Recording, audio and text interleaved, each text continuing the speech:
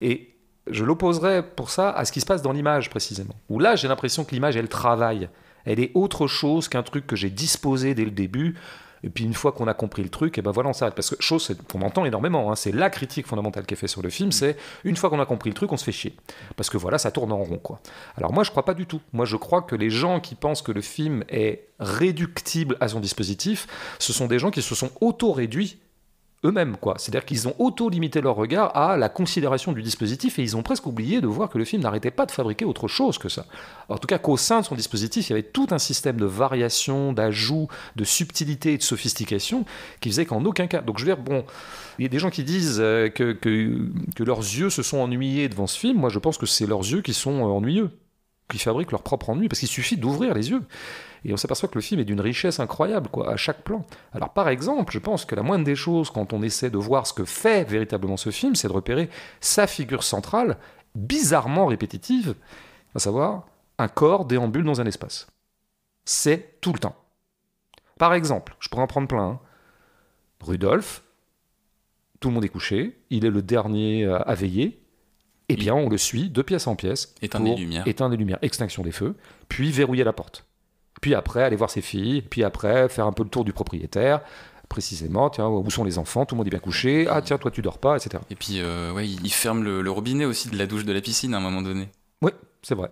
C'est un peu le mec qui fait le tour, que tout est bien en ordre, quoi. Mais bon, en fait, concrètement et physiquement, on voit quelqu'un déambuler quelque part. Bon, on le reverra aussi, à un moment, il va à la cave, après justement son rendez-vous ellipsé, mais dont on a bien compris la teneur avec la pute. Il va à la cave pour pouvoir se nettoyer le sexe, ce qui est très intéressant comme geste en soi d'ailleurs. Et c'est l'occasion, on aurait pu ellipser le truc, on aurait pu tiens cut et on le retrouve à la cave. Pas du tout. Il y a 3 plans où on voit un couloir, 2 couloirs, 3 couloirs, l'espèce de dédale de la cave. C'est tout le temps. C'est simple. Et c'est parfois aussi d'autres personnages que Rudolf ou Hedwig. Ça peut être une bonne, on l'a dit déjà tout à l'heure. Il y a pas mal de fois où on passe de pièce en pièce avec une bonne. Il y a même des fois où on passe de pièce en pièce avec le chien. Ça arrive parfois où le chien ordonne un cut. Le chien dont on reparlera peut-être. Peut-être, ouais. Ce serait intéressant de revenir sur. Il faut toujours parler des chiens. Tu pars des chiens et tu as toute l'histoire du cinéma. Voilà. Je note aussi qu'on le voit parfois cette chose-là en dehors de la maison. Par exemple, il y a une espèce de fête, un moment somptuaire nazi vers la fin du film. Ouais. Alors à Oranienburg. Ouais, d'accord, c'est la fameuse. Donc, où se passe une bonne vingtaine de minutes du film. C'est pareil, c'est-à-dire les gens qui disent que le film est réductible à son dispositif, n'oublions pas quand même qu'on n'est pas tout le temps dans la maison. Il y a des choses qui se passent en dehors de la maison.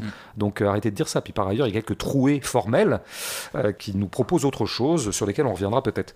Bon, il y a ça, et ben c'est pareil. Comment est-ce qu'ils traitent cette soirée nazie, avec des dignitaires nazis, je ne sais pas comment les appeler, quoi, la hiérarchie. Bah, c'est Rudolf qui passe de pièce en pièce. La noblesse nazie. L'aristocratie nazie, c'est un peu oxymorique, mais en même temps c'est intéressant. Une espèce d'aristocratie d'opérette, quoi. Mais il passe de pièce en pièce. De nouveau, tiens, mais pourquoi Glazer fait tout le temps ça ? Moi, c'est vraiment la première question que je me suis posée. Enfin, pas la première, mais au bout d'une heure où je voyais revenir cette figure, parce que c'en est une, et elle est tangible, puis elle demande du boulot. Je veux dire, on voit bien qu'il l'a assumé au montage, que c'est fait, refait, etc.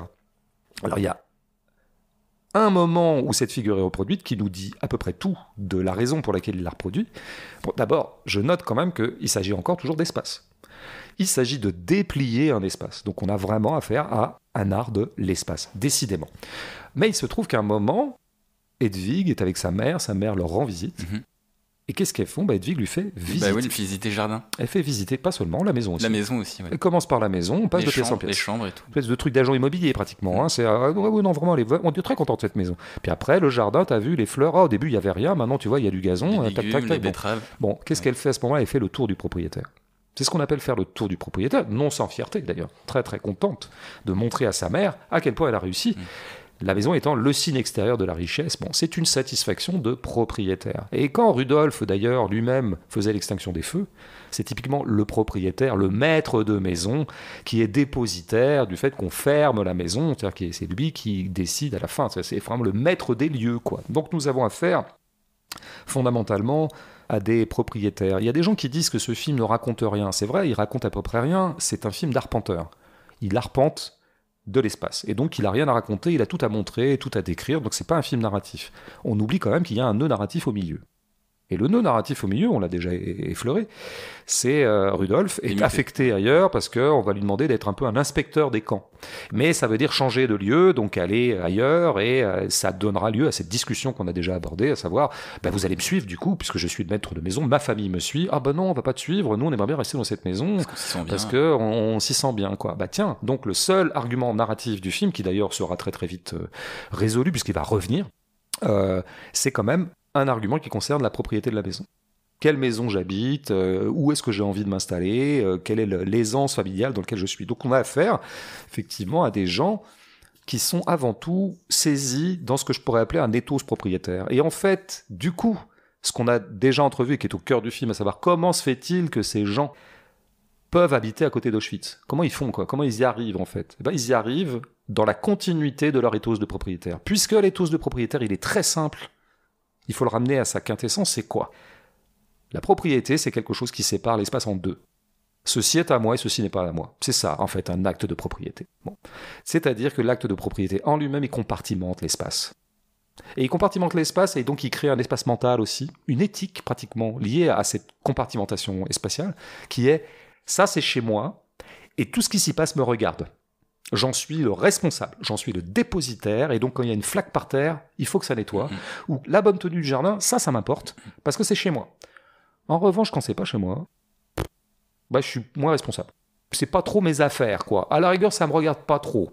C'est un lieu de travail pour Rudolf, mais pour Hedwig, c'est le lieu de travail de son mari, mais c'est rien, quoi, parce que c'est pas chez elle. Et elle, c'est la maîtresse de maison. Son espace à elle, son espace mental, de petite propriétaire, et même un peu plus grosse que petite, c'est l'espace de la maison. Ça explique, en fait, donc l'égoïsme d'Hedwig est un égoïsme de propriétaire. Le sentiment de propriété fabrique mécaniquement cet égoïsme-là. Alors on peut dire, oui, mais enfin là, quand même, c'est des nazis, ils exagèrent. Oui, mais d'une certaine manière, moi, j'ai beaucoup pensé à ça. J'ai beaucoup pensé que, finalement, nous étions tous un peu nazis de ce point de vue-là, nous autres les propriétaires. Le fameux sentiment de familiarité que Glazer essaie d'installer dans son film avec nous. Tout à fait, c'est-à-dire on peut se sentir un peu concerné, ça pourrait nous paraître très exotique, on peut vraiment se dédouaner totalement de cette réalité, nous n'avons exterminé personne, bon. Et pour autant, il y a un tronc commun entre nous et ces gens. C'est la propriété, si jamais on est propriétaire, ou en tout cas si on aspire à l'être. J'insiste beaucoup là-dessus, parce que je pense que c'est vraiment... central dans le film, ça parle que de ça le film en fait. Sinon on serait pas centré en permanence dans la maison et on serait pas en permanence en train de l'arpenter. Alors après il faut ajouter que